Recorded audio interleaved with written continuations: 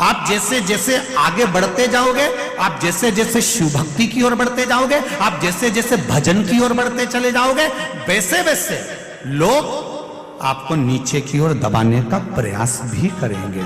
क्यों मंदिर जाती है? किसने कहा तुझे मंदिर जाने के लिए? लोग ठिठोली करेंगे, लोग हंसेंगे, लोग ताना मारेंगे, लोग अपशब्द कहेंगे, पर सब कुछ सुनती हुई जो शिव मंदिर तक चली जाएगी तो समझ लेना कि सब बारे में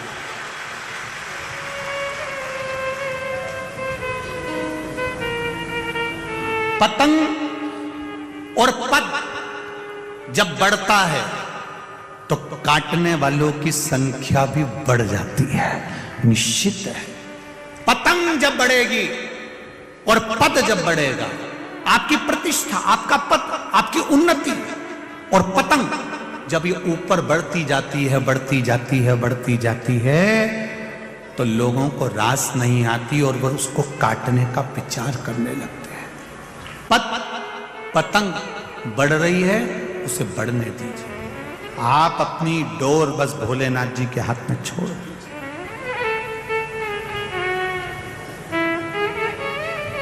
बाबा के हाथ में छोड़।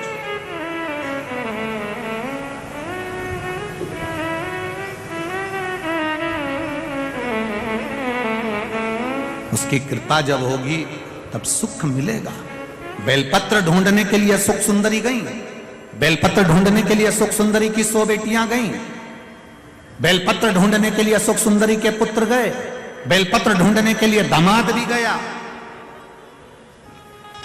पर शिव भक्ति, पार्वती जी को कुछ लीला करना थी, बेलपत्र नहीं मिली, नहीं मिली बेलपत्र।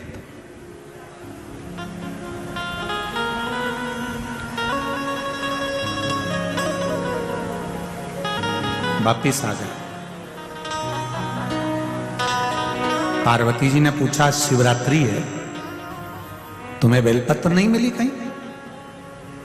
नहीं,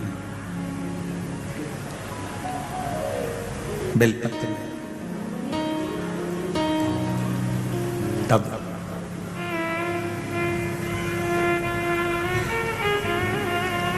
गौ माता की पूंछ को घुमाती घुमाती घुमाती घुमाती, गौ माता की पूंछ को घुमाती घुमाती माता संतोषी वहां पहुंची।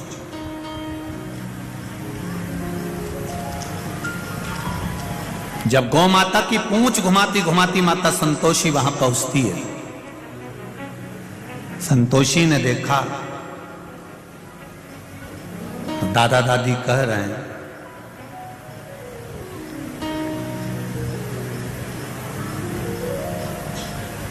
ये दादा दादी, दादी जी कह रही हैं, पार्वती मैया कह रही हैं कि बेलपत्र नहीं लाई अशोक सुंदरी से। बुआ से जब ऐसी बात कही जा रही है तो संतोषी माता ने, संतोषी ने गाय की पूंछ को छोड़ा, हाथ का स्पर्श सुंदर भाव से करते हुए हाथ खासा करा और संतोषी मैया अंदर गई और शिव जी के पास में, दादाजी के पास में जटा में जो बेलपत्र लगी थी वो बेलपत्र उठाकर संतोषी लेकर आई, पार्वती जी के हाथ में दिया, दादी जी चढ़ा दीजिए। दादी जी ने बेलपत्र लेकर पूछा, संतोषी ये बेलपत्र तेरे पास कहां से आई? ये बेलपत्र तेरे पास आई कहां से? संतोषी ने कहा, दादाजी के मस्तक पर चढ़ी थी, ये बेलपत्र मैंने आपको ला कर दी है। चढ़ी हुई बेलपत्र तू मुझे ला कर दी है? संतोषी ने कहा, दादी मां, एक बार मैंने दादाजी के मुख से सुना था,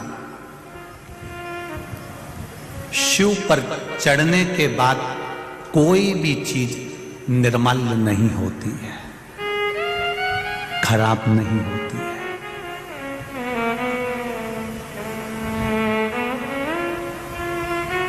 भगवान नारायण भगवान के चरण से निकली है गंगा, विष्णु पदी कहलाई है। भगवान विष्णु के चरण से निकली हुई गंगा विष्णु पदी कहलाई है। शंकर जी के ऊपर चढ़ गई तो गंगा भी कहती है मेरा कल्याण हो गया, अब मैं कल्याण करने वाली हो गई। विष्णुपदी का शहद मक्खी का झूठा है।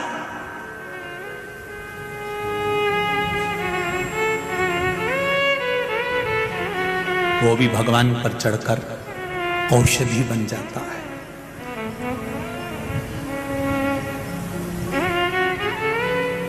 वो भी औषधि बन गई। मेरे शंकर भगवान पर जो चढ़ा वो शुद्ध और आनंदित हो गया। अभी ये कथा जब पूरी हो जाएगी, ये कथा पूर्ण होने के बाद में ये कथा 30 तारीख को पूरी हो जाएगी। 3 तारीख को बड़ौदा गुजरात में, 3 तारीख को बड़ौदा गुजरात में, 3 तारीख से 9 तारीख तक गुजरात वासियों के लिए बहुत सौभाग्य का विषय है कि बड़ौदा में, वैसे तो गुजरात में 2 कथा मिली है गुजरात वालों को, पर उसमें 3 दिसंबर से 9 दिसंबर तक बड़ौदा के लेप्रेसी ग्राउंड में सरदार लस्टेंट 4 रास्ता आजवा रोड बड़ौदा गुजरात में, बड़ौदा के अंदर यह कथा मिली है। 3 तारीख से 9 तारीख तक, 3 दिसंबर से 9 दिसंबर तक कथा का समय पहले दिन तो 1 बजे से 4 बजे रहेगा, पर बाकी के समय 2 बजे से 5 बजे रहेगा। तो उस कथा का मूल तत्व क्या है? जैसे यहां द्वादशक ज्योतिर्लिंग पर कथा चल रही है, वहां जो कथा होगी शंकर भगवान के प्रसाद पर कथा होगी कि शिव जी का प्रसाद 3 हिस्से क्यों होना। शंकर भगवान का जब पशुपति व्रत किया जाता है तो पति भी व्रत कर रहा है, पत्नी भी व्रत कर रही है, तो पत्नी जिस पात्र में प्रसाद बनाई है उस पात्र को प्रसाद बनाने के बाद धोया क्यों जाता है, और पति के लिए जब प्रसाद बनाएगी तो पात्र धोकर क्यों रखा जाता है? उस प्रसाद की महत्वता को जाना। शंकर भगवान को कौन सा प्रसाद लगता है? शिव जी का प्रसाद 7 स्थान ऐसे बताए गए हैं जहां पर शंकर भगवान के प्रसाद को नहीं रखा जाता है। 7 स्थान बताए गए।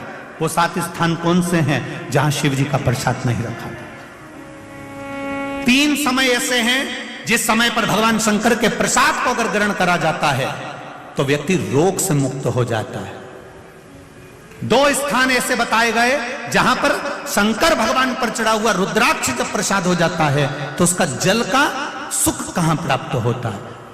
मैं संपूर्ण भारतवासियों से और देश विदेश में बैठे हुए संपूर्ण श्रोता भाई बहनों से और सभी नवयुवक बेटा बेटियों से कहना चाहूंगा, ये प्रसाद शिव प्रसाद, शिव महापुराण की कथा बड़ौदा से जो सुनने को मिलेगी उसको छोड़ना मत, जो जीवन का आनंद दे जाए उसको सुनो। और जो गुजरात की पावन धरा पर आकर कथा सुनना चाहते हैं वो बड़ौदा आकर श्रवण कर सकते हैं। बड़ौदा वासी, गुजरात वासी और आसपास के जितने महाराष्ट्र और राजस्थान वाले लगे हैं, आओ कथा सुनो, तत्व श्रवण करो, उस कथा का अपने जीवन में उतारो।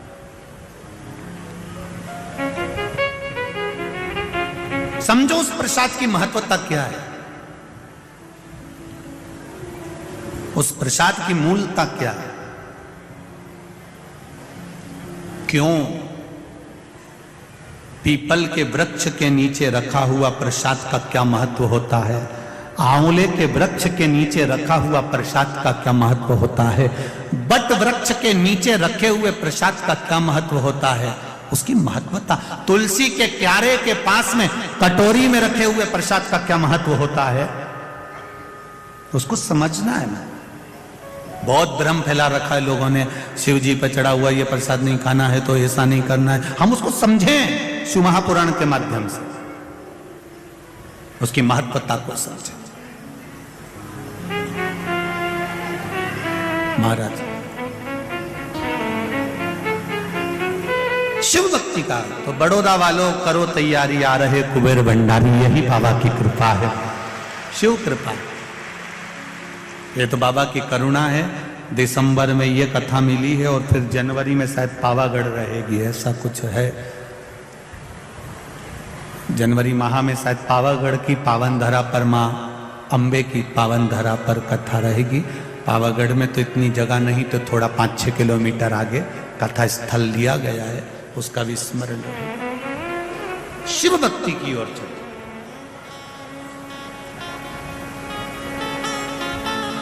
और 4 अप्रैल से 10 अप्रैल तक आप लोगों को मालूम ही है कहां पर है। वाह, सब तैयारी करके बैठे हो मतलब अभी से पक्का हो गया है? तो उस समय पर उज्जैन में कथा रहेगी 84 महादेव का आनंद और बाबा महाकाल की नगरी में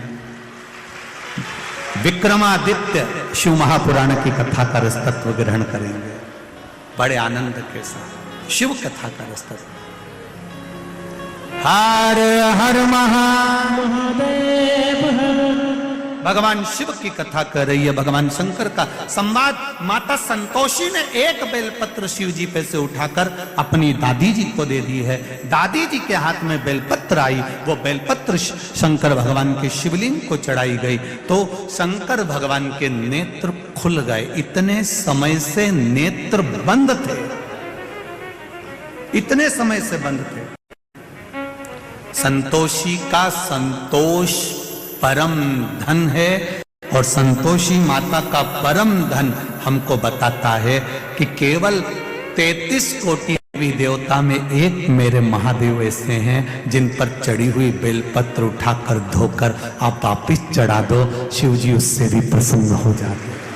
ये संतोष परम धन, ये संतोष परम प्रिय धन।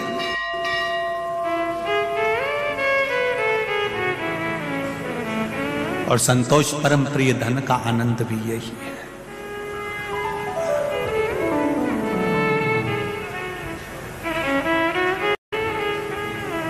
ये सुख वही, ये आनंद।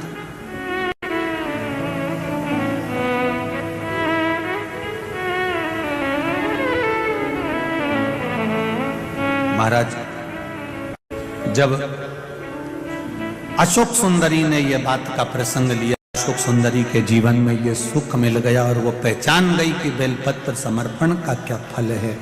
वही बात शिव महापुराण के अंतर्गत वर्णित करी गई।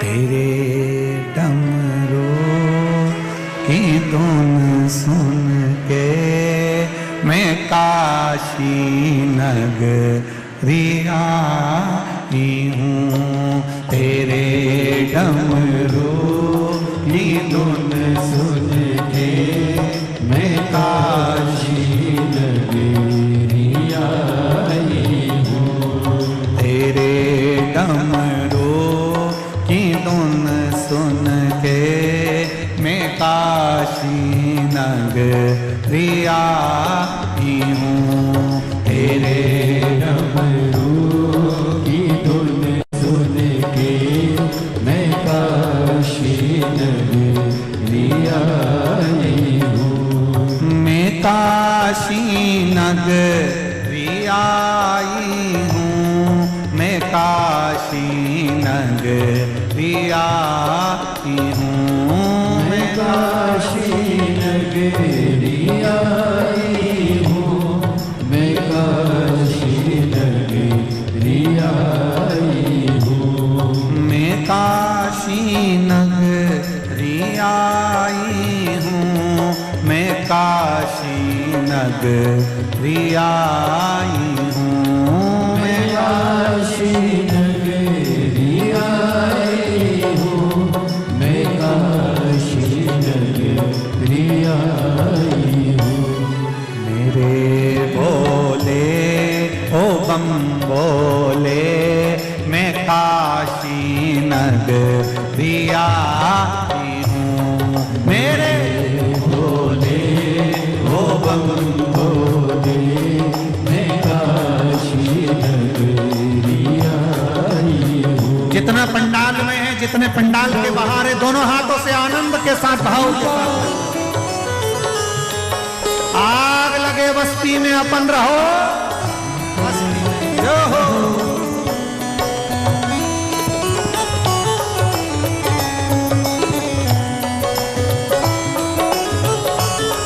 चैनल वालों से निवेदन है जो रोड पर बैठे हैं, जो भगवान की भक्ति का भजन कर कर नाच कर आनंद ले रहे हैं, उनका भी दर्शन अवश्य कराइएगा भाव के साथ। जो हो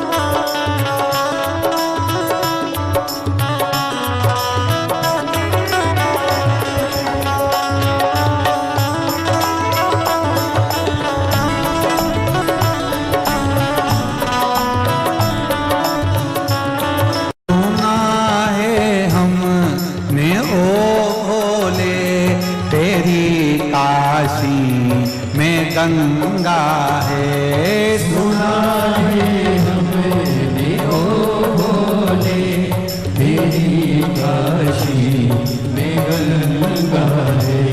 सुना है हमने ओ भोले तेरी काशी में गंगा है। सुना है हमने ओ भोले तेरी काशी में गंगा है। उसी गंगा को नहाने को मैं काशी नगरी आई हूँ। उसी गंगा को पाने को मैं काशी नगरी आई हूँ। मेरे भोले ओ बम भोले मैं काशी नगरी आई हूँ। मेरे भोले ओ बम भोले मैं काशी नगरी आई हूँ।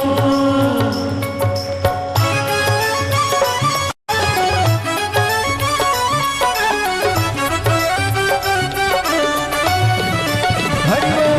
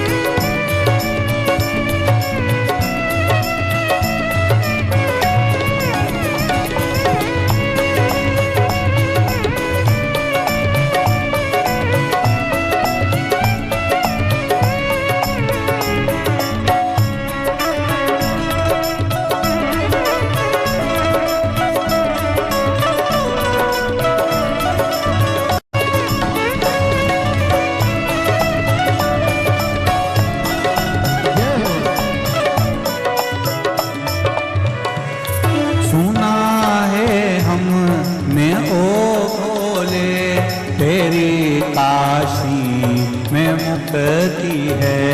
सुना है हमने ओ भोले तेरी काशी में मुक्ति है। सुना है हमने ओ भोले तेरी काशी में मुक्ति है। सुना है हमने ओ भोले तेरी काशी में मुक्ति है। उसी मुक्ति को पाने को मैं काशी नगरी आई हूँ। उसी मुक्ति को पाने को मैं काशी नगरी आई हूँ। मेरे भोले ओ बम भोले मैं काशी नगरी आई हूँ। मेरे भोले ओ बम भोले मैं काशी नगरी आई हूँ।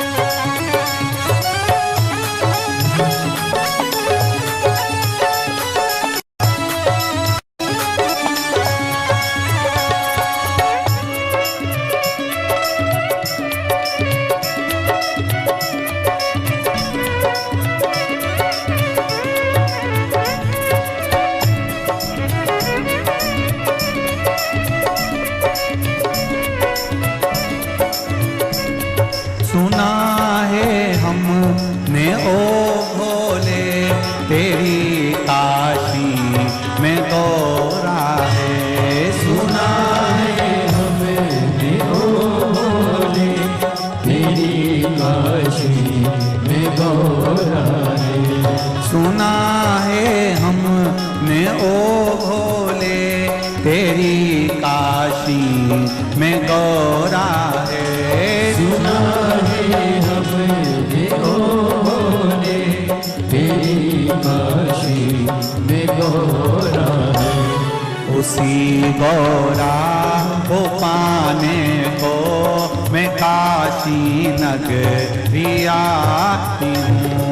उसी गौरा को पाने को मैं काशी नगरी आई हूँ। उसी गौरा को पाने को मैं काशी नगरी आई हूँ। उसी गौरा को पाने को मैं काशी नगरी आई हूँ। मेरे भोले ओ बम भोले मैं काशी नगरी आई हूँ। मेरे भोले ओ बम भोले मैं काशी नगरी आई हूँ। मैं काशी नगरी आई हूँ। मैं काशी नगरी आई हूँ। मैं काशी नगरी आई हूँ। मैं काशी नगरी आई हूँ। मैं काशी नगरी आई हूँ। मैं काशी नगरी आई हूँ। आर महादेव हर।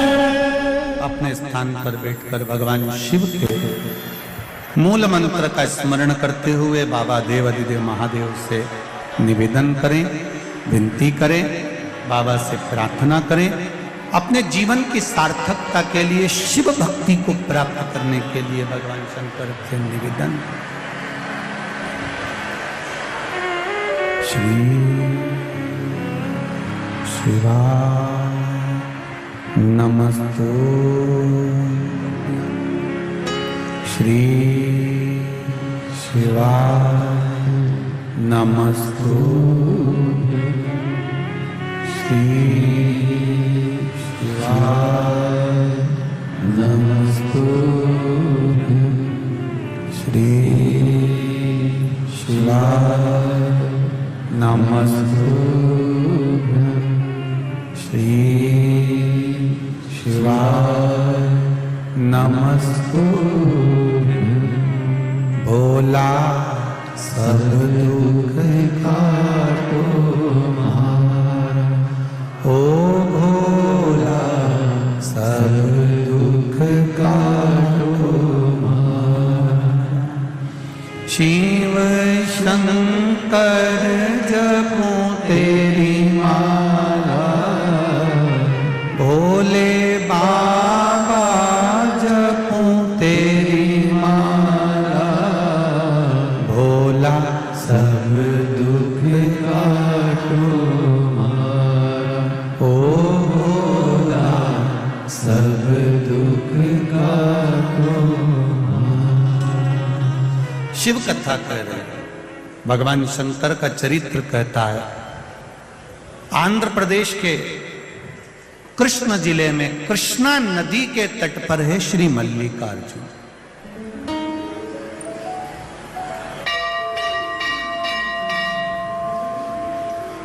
मल्लिकार्जुन, मल्लिका का भाव जो कहा गया है वो माता पार्वती हैं, और अर्जुन का जो भाव कहा गया है वो मेरे देव अधिदेव महादेव।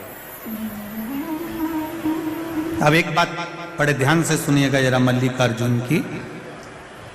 मल्लिका, जैसे कल आपको कथा में कहा था कि जब भी सोमनाथ जाएं तो चंद्र कुंड का दर्शन अवश्य कर करें। 12 ज्योतिर्लिंग में एक एक चीज ऐसी है जिसको हमें छोड़ना नहीं। कभी भी जाए, 12 ज्योतिर्लिंग में एक जगह ऐसी होती है जिसका हम लोग दर्शन नहीं कर पाते, और जल्दी जल्दी हमने बस मंदिर में दर्शन करा भगवान का और वहां से बढ़ लेते हैं। जो मूल तत्व है,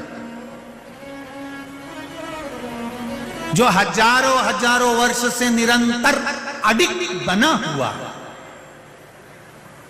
जैसे सोमनाथ जी का शिवलिंग कितनी बार आक्रमण करा गया, कितनी बार 17 बार आक्रमण कर कर तोड़ दिया गया, फिर वापिस शिवलिंग वहां पर विराजमान किया गया। परंतु शिवलिंग बार बार गया आया, पर वो जो चंद्रकुंड था, वो चंद्रकुंड आज भी जो पहले से था वो नहीं हट पाया, वो वहीं पर है, वही निश्चय। उसी तरह 12 ज्योतिर्लिंग में एक एक स्थान एक ऐसा आता है जहां पर वो हजारों वर्ष से एक जैसा टिका हुआ है, अड़िग एक जैसा। एक बार भगवान शिव जी से माता पार्वती जी ने गणेश और कार्तिकेय का संवाद सुन लिया। कार्तिकेय और गणेश जी दोनों बैठे हुए थे।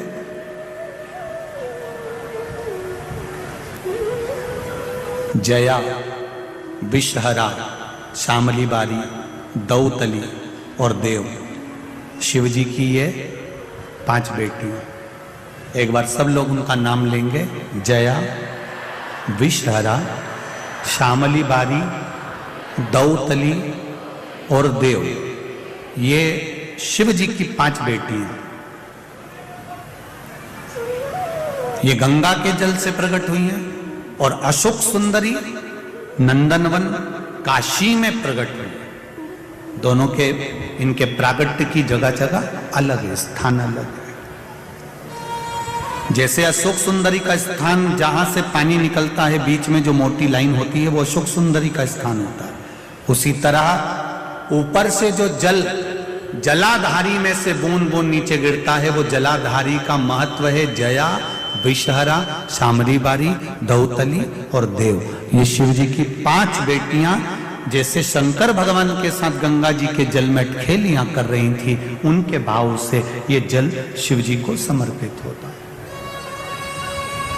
ये 5 बेटियां शिव जी की कोई साधारण नहीं है। जब कभी कोई प्रशासनिक बात सामने आती है कि साहब बहू ने अदालत में केस लगा दिया, या उसने केस लगा दिया, या उसने कुछ कह दिया, उस जगह पर इन 5 बेटियों की जरूरत पड़ती है। क्या नाम है 5 का? पहला, दूसरी, तीसरी, चौथी, 5वीं, 2।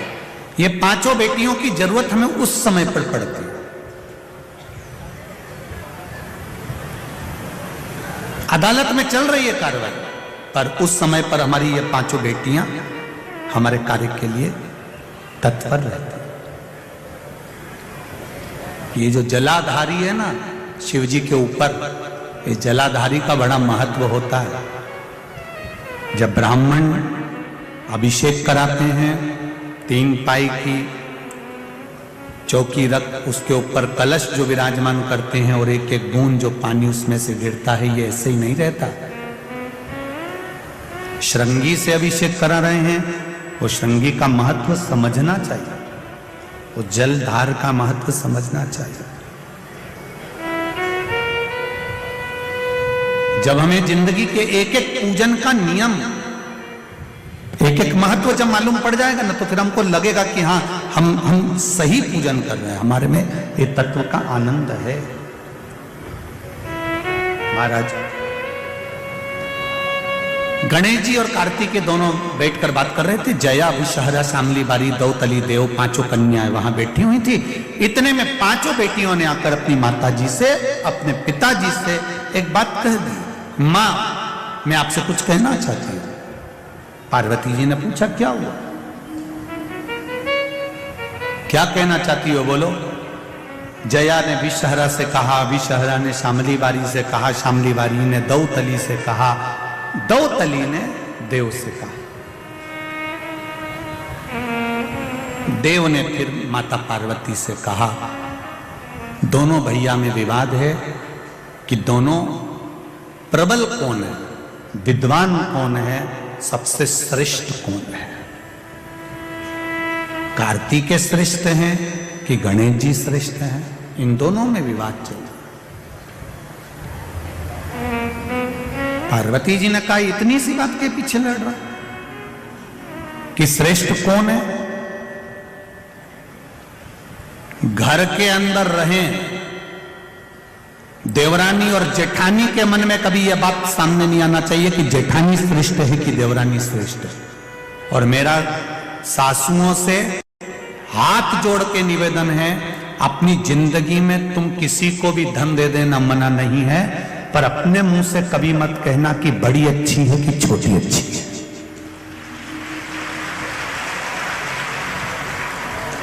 कभी अपने मुख से मत कहना कि मेरी बड़ी बहू बहुत बढ़िया है, छोटी में अकल नहीं है, छोटी अच्छी है, बड़ी में अकल नहीं है। यह बात कभी मत कहो। क्यों?